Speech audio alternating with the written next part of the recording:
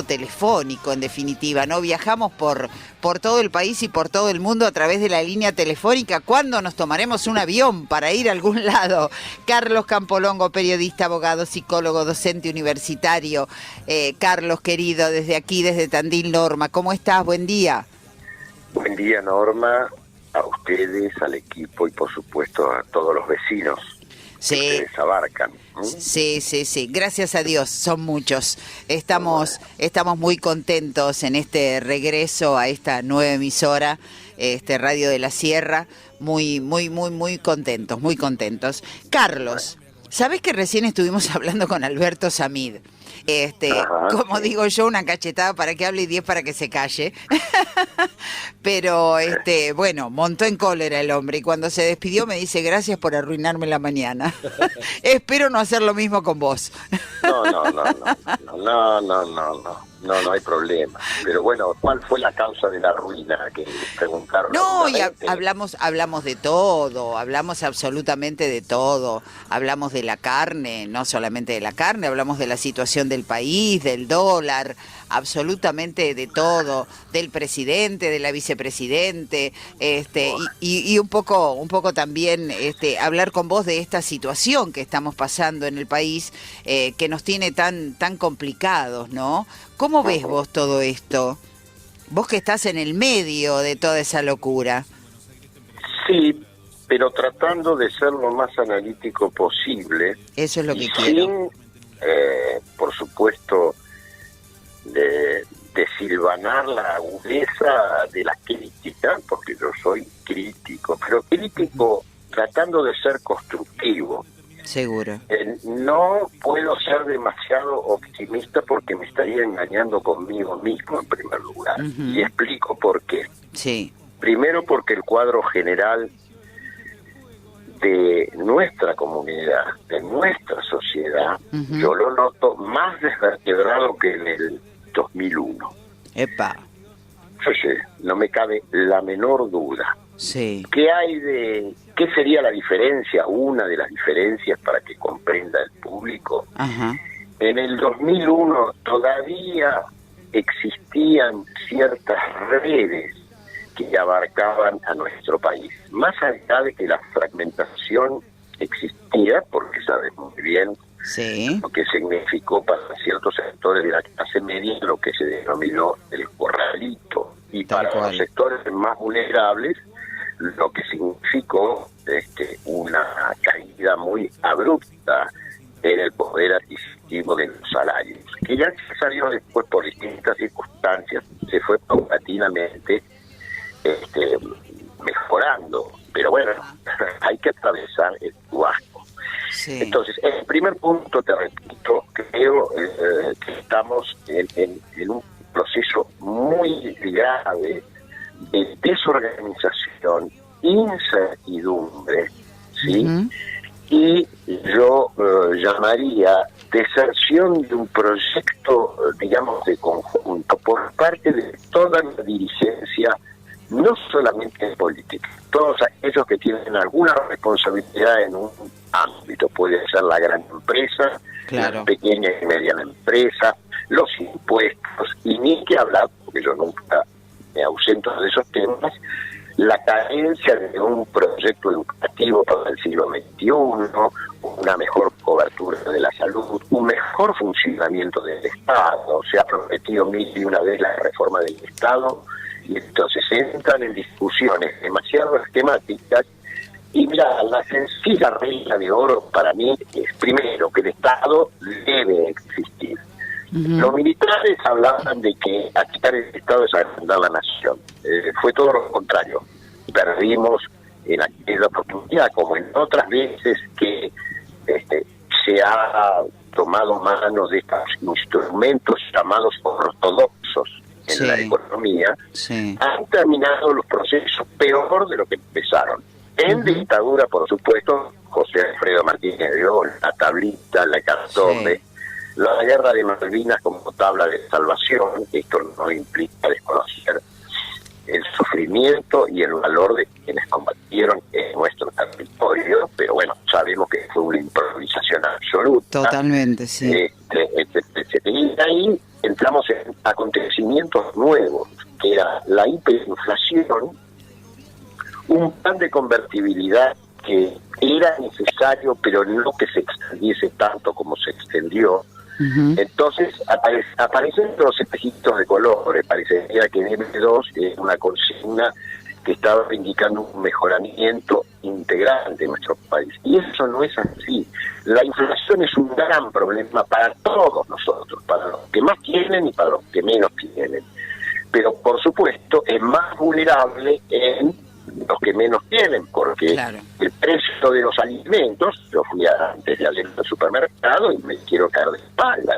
No, es tremendo, los precios todos los días suben. Está faltando mercadería también, en algunos... Claro, bueno, porque es el colofón.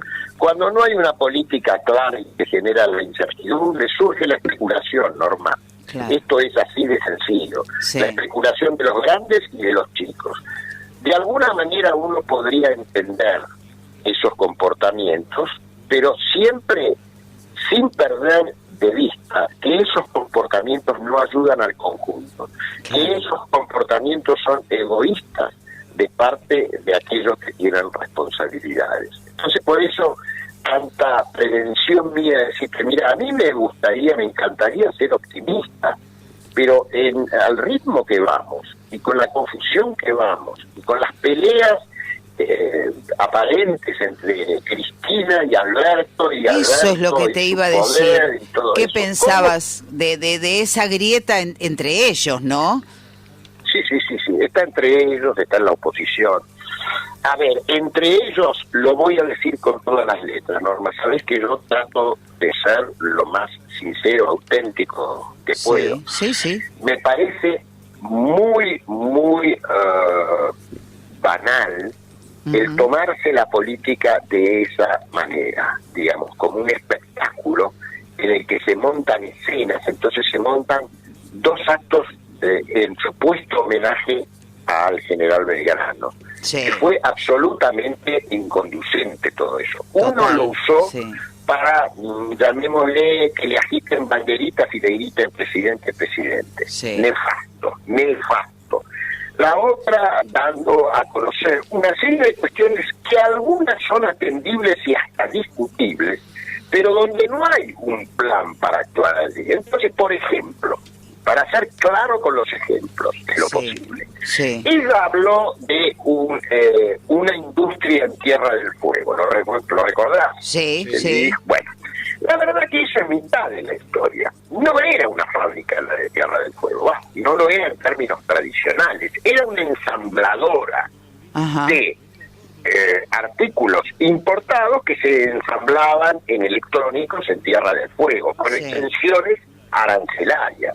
Y estaban dos personas muy ligadas, una, Nicolás Caputo, al expresidente Macri, y el otro, más ligado a los K, que es Chermajowski. La verdad que ese es un negocio chino, y no lo digo chino por la China actual, lo digo como que decíamos cuando éramos chicos. Interpretamos, sí. Entonces, realmente te digo, me pareció el de la presidenta un discurso muy poco generoso, pensando solamente en su audiencia y no pensando en términos generales. Mira, hay un precepto en alguna psicología y en la filosofía, y que lo utiliza el Papa con bastante frecuencia, que es el todo no es la suma de las partes. Claro. Nosotros estamos viviendo un país cada vez más fragmentado, no hay un todo. Y con esto no es que estoy haciendo una retórica vacía, sin contenido. No, lo hemos conversado muchas veces y lo repito. No hay proyecto de nación en estas situaciones tan difíciles. Entonces la cuestión pasa porque no tenemos gasoil, porque no hubo previsión, porque se hicieron las cosas mal, con negligencia, se hace de apuro, se publicita un gasoducto que ni siquiera se ha empezado.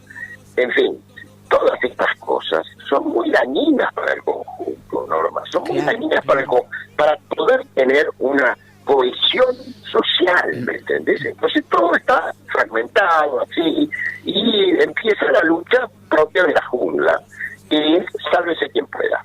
Sí, ahora digo yo, este tema del desabastecimiento, ¿no? También tiene que ver con que algunos supermercadistas tienen mercadería y la guardan para después poder ponerle mayor precio. Y calcula un supermercadista que le paga a los proveedores a 60 días, sí, ¿cuánto pierde el proveedor? Entonces claro, el proveedor quiere cuidarse, el comerciante quiere cuidarse, porque sí, no hay una política. y en el medio estamos nosotros. Que tenemos que desembolsar cada vez más, sí, para poder comprar menos cosas. Esto es lamentable, ¿viste? Todo lo que está ocurriendo. Sí, Pero sí, ¿qué sí. querés? Parecería, y lo digo con tristeza, vos sabés que yo no soy un ser antipolítico ni nada por el estilo, Sí. yo soy muy crítico de las conductas de algunos dirigentes. Sí. ¿A vos te parece que en una Cámara de Diputados nacional, en la situación crítica que estamos viviendo, un diputado puede decirle a otro que le apuesta un lechón a que la inflación va a bajar? ¿A vos te parece No, serio eso? no, escuchamos cada cosa realmente, de más está decir los proyectos que presentan y demás, ¿no? Bueno, eso ni Ridículos, hablemos, ni hablemos. a la El día altura. del cinturón, el día de... Sí, del pavo real, qué sé yo, por decir algo, ¿no? Pero es una locura. Ahora te pregunto, ¿vos pensás que se va a venir un cepo al dólar? No, el cepo al dólar ya existe, ¿no es? Sí, claro.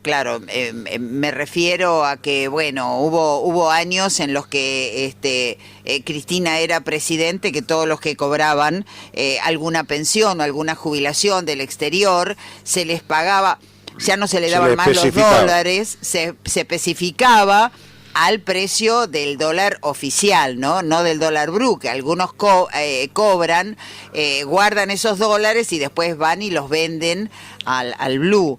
Me refería a todo eso, ¿no? No, a ver, bueno, creo que el tope sigue siendo de $200 por mes comprar. Sí. Pero la verdad es que yo creo que eso lamentablemente son todos parches.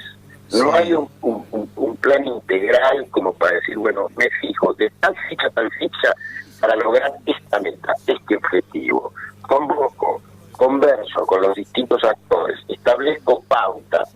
No está el clima preparado para eso, porque en el ámbito político que está en la vidriera están todos peleándose con todos, de un lado y del otro. Sí. Entonces, te insisto, ¿cuáles pueden ser las bases de sustentabilidad de algo? Y te insisto también que el problema, por supuesto, que no se agota en la macroeconomía.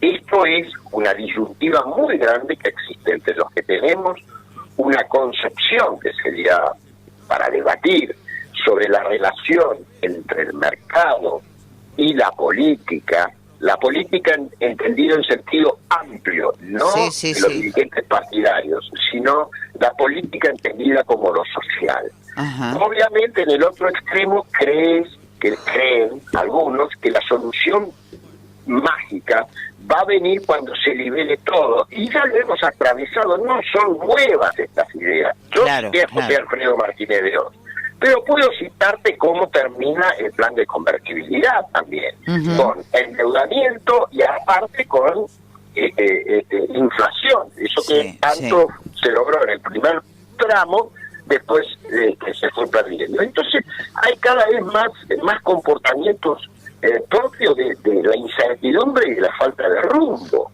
Entonces, me parece que el parque, si ajusto, desde el punto de vista financiero, ¿qué se está haciendo? Se están generando nuevos, vamos a decir, documentos de endeudamiento del Estado a tasas cada vez más altas. Entonces, eso ya lo hemos vivido también. ¿O por qué te crees que fue el plan Bonex con Herman González? ¿Por qué fue lo que sucedió después del Corralito, donde te confiscaron los valores, y después, si vos querías recuperar los dólares, tenías que esperar 10, 11 años para recuperar esa cifra? Que se pagaron intereses con eso, quiero ser absolutamente sincero, pero no podés vivir así, no se puede vivir así, ¿me entendés? Y entonces se endeudan, inventan narrativas, inventan que los dólares están pero no están acá. Sí, bueno, fenómeno. Y decime cómo vuelven. Si claro, es que vos tenés, ¿qué es lo que dijo la Presidente? ¿No? Sí. Perdón, la vicepresidenta. Vale. El fallido vale, porque el inconsciente habla la verdad. El inconsciente siempre habla la verdad.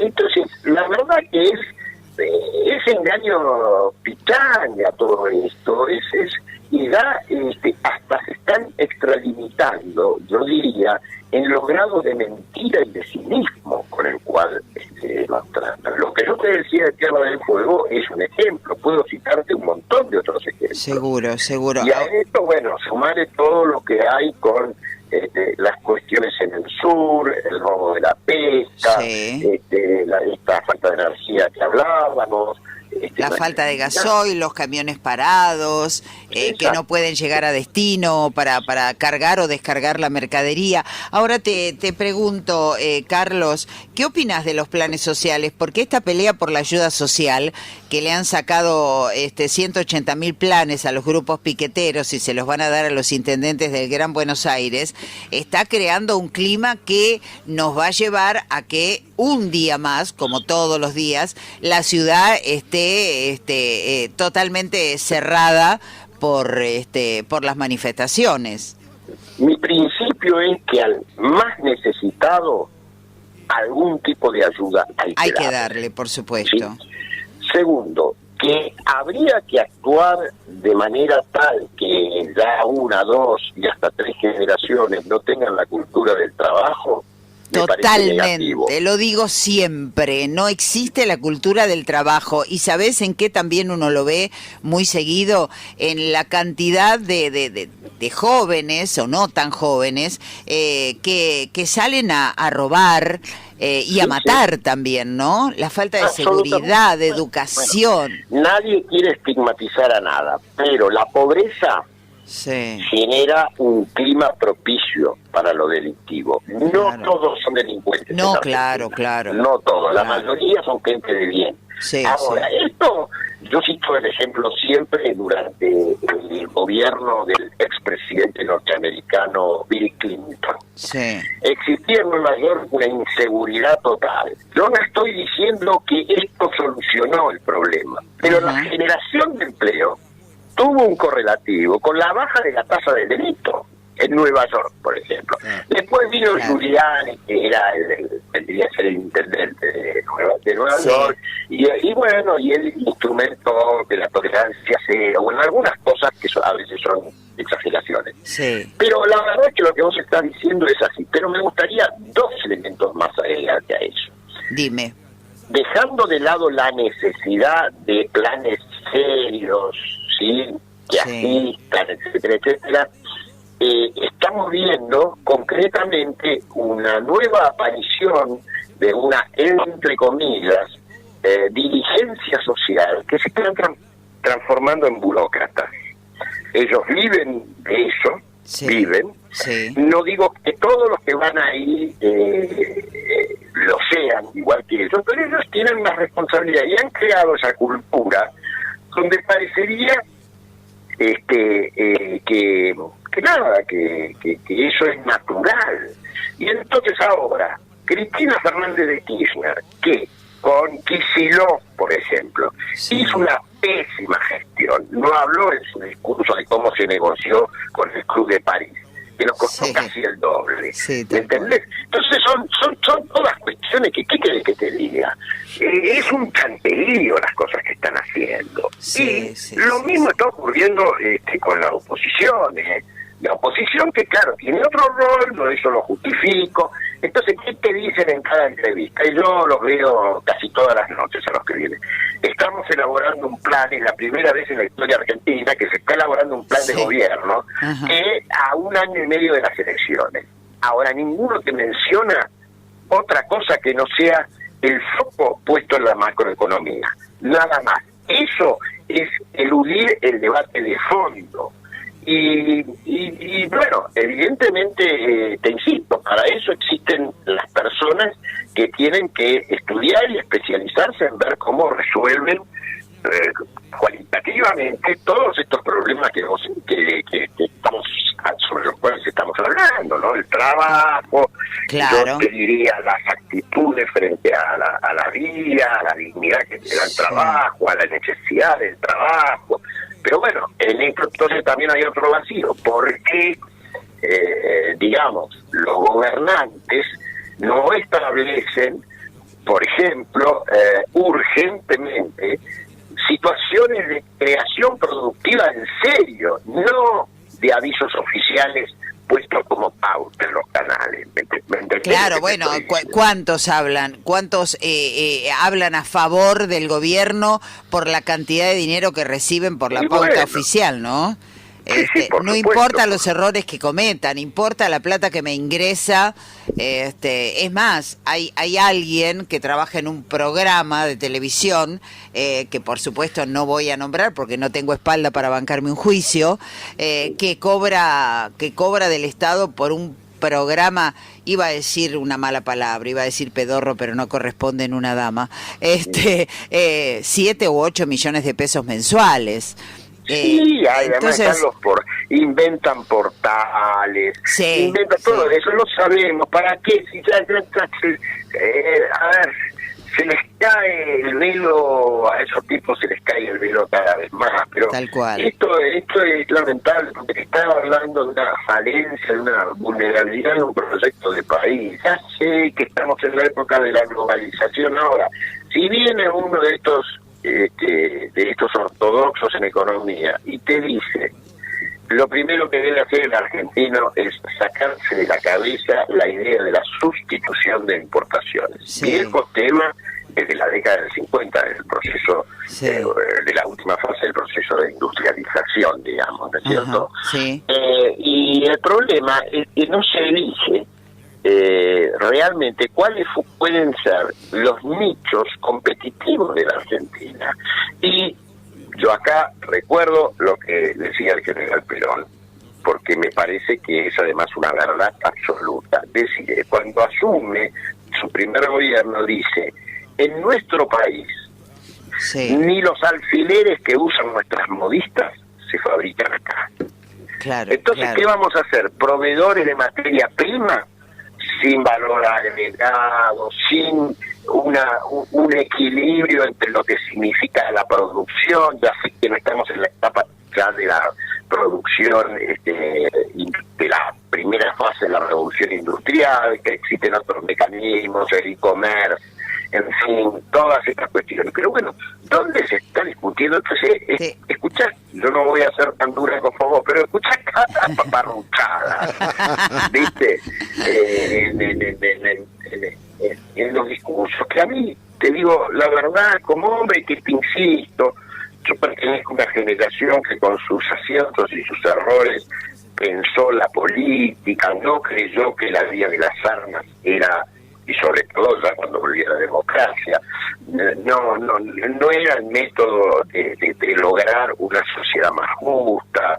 En fin, estamos... sí. No, digo, Carlos, que es la pregunta que le hago a todos los que saben, como digo yo, una vuelta y media de política, ¿no? Si en estos momentos estuviéramos en elecciones y habríamos llegado a un balotaje, ¿entre quiénes te parece a vos que podrían ser? Mira, no me animo a hacer pronósticos, no porque no tenga ideas al respecto. Un día pienso que puede ganar uno, otro día pienso, pero no es el problema ese, ¿no? Hay un gran peronista que me dijo, Manes, y alguien más me nombró, hablando de los radicales, ¿no? Y un gran peronista. Sí. Como Julio Bárbaro. Facundo es una persona con la cual yo dialogo mucho, valoro mucho. Tiene voluntad y tiene ideas, pero bueno, después tenemos que ver los factores de poder como juegan, dentro del radicalismo, dentro de Juntos por el Cambio, dentro del empresariado, dentro del gremialismo, en fin. Hay que ver una vez que están adentro, no es fácil, ¿no? Sí, cómo se manejan y cómo son también las presiones y demás. Claro, pero ahí hay un punto en tu pregunta que a mí me preocupa. Yo estoy viendo que hay desgajamientos, porque históricamente, si vos mirás el proceso argentino, históricamente la Argentina fue de un país desde lo político partidario de bipartidismo dominante. Esto quiere decir que estaban los peronistas, estaban los radicales, había una agrupación por izquierda, partido intransigente, por llamarlo en un momento histórico, o un CD por el otro lado. Ahora están las coaliciones electorales, sin plataformas, sin nada. El problema o mi preocupación es que me da la impresión que por los estados de ánimo puede haber una elección de 4/4. Es decir, que haya 4 que estén con mínimas diferencias. Bueno, eso obviamente los dos que tengan las condiciones para llegar al balotaje serán los que van a dirimir. Pero esto te está hablando también de una fragmentación de proyectos o de desinterés para muchos, desinvolucramiento, porque se pone a todos en la misma bolsa. Pero aparte la imposibilidad, porque nosotros no somos un país maduro políticamente, somos politizados, pero no somos maduros. Los discursos que yo te marcaba del presidente y la vicepresidente son poco deseables para quienes quieren buscar la generosidad en política, la generosidad en sentido amplio, en sentido de preocupación por un proyecto nacional y no por lo que se ha convertido en gran parte de la política, que es un mecanismo de ascenso social, llámese de otra manera, de enriquecimientos personales por negociados que se hacen en la esfera pública. Ahora, Carlos, vos dijiste la palabra maduro y entonces quiero hablar del tema porque antes nosotros decíamos, y esto lo comentaba yo ayer, no, si seguimos así vamos a ser Venezuela. Ahora parece que Venezuela dice, si seguimos así vamos a ser Argentina. Claro, porque el índice de inflación nuestro es más alto que el de Venezuela, ¿no? El de Venezuela. Sí. Además que está dando una cuestión, ahí hay dos factores. La primera es la cuestión geopolítica. Están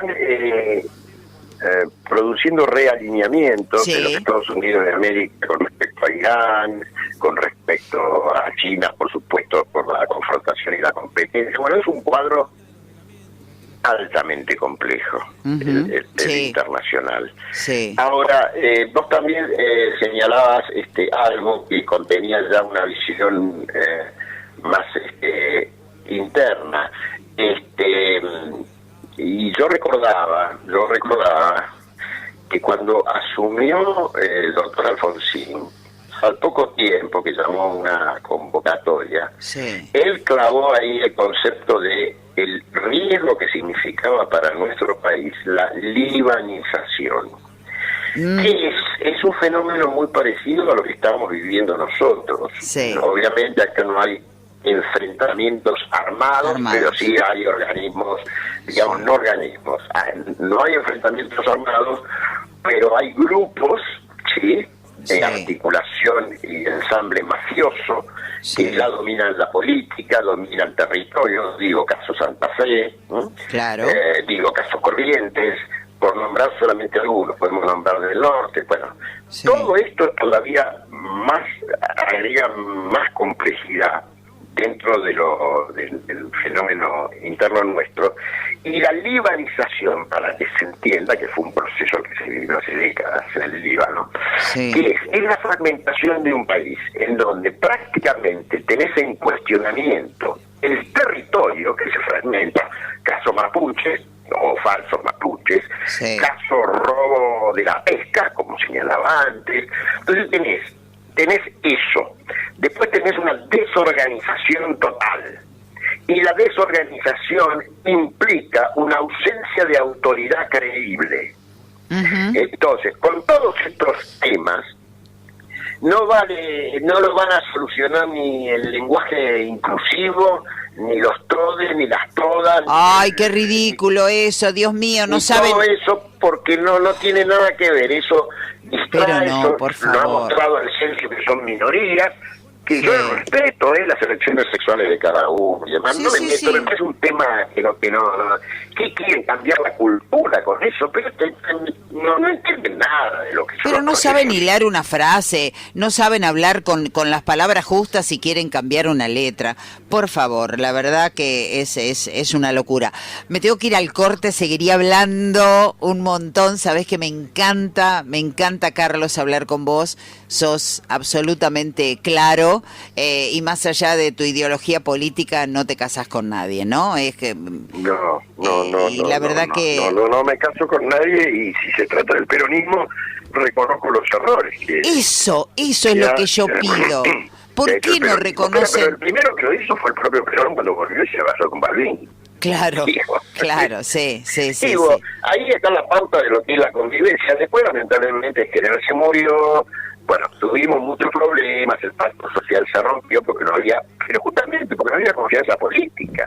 Ahora, yo digo a veces, ¿no? Que le digo a Cristina, que por supuesto no me escucha, señora, llámese a silencio, porque la verdad que ella lo puso a Alberto, después el pueblo lo votó, está todo bárbaro, pero ahora júntense, enciérrense en una habitación y digan, bueno, che, a ver, vamos a dejar todos los problemas que tenemos de lado y vamos a trabajar en pos del pueblo argentino. Y la verdad que eso no va a suceder. El abrazo entre Cristina y Alberto lo veo. No va a suceder, y tampoco sería conducente porque hay distintas interpretaciones sobre la realidad. Como no se trata realmente de una cosa. A la Cristina, si algo tiene, es haberse equivocado en todas las elecciones que hizo. Sí. Que sucedió, digo, vudú, ya lo que pasó. Sí.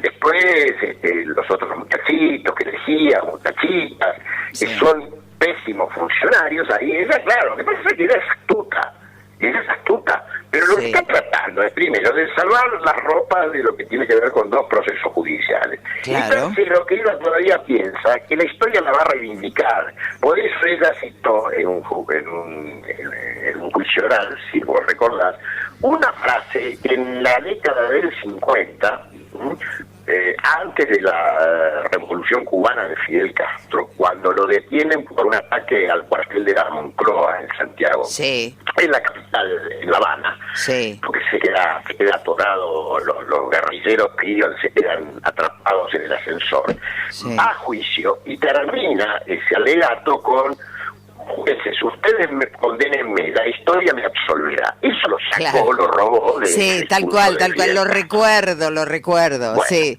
ahora, la verdad, te digo que son situaciones que en muchos aspectos para nada son comparables, pero ella cree realmente que ella merece una reivindicación histórica, y la verdad es que el gobierno de ella ha sido un mamarracho.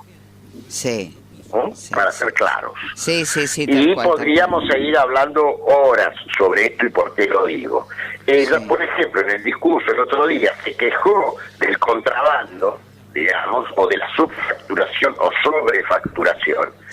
Y lo tuvo un tipo en la FIP y lo sostuvo y terminó procesado por la moratoria que le hizo a Cristóbal López. Claro. Entonces, yo lo que pido es que, que recuperen una visión de que el prójimo, todos nosotros somos seres humanos, que merecemos gobernantes dignos, transparentes, que dejen de macañar, que dejen de afanar. Bueno, ¿viste? Yo lo que pido para cerrar es que piensen un poco en nosotros y que no sea todo para ellos, ¿no?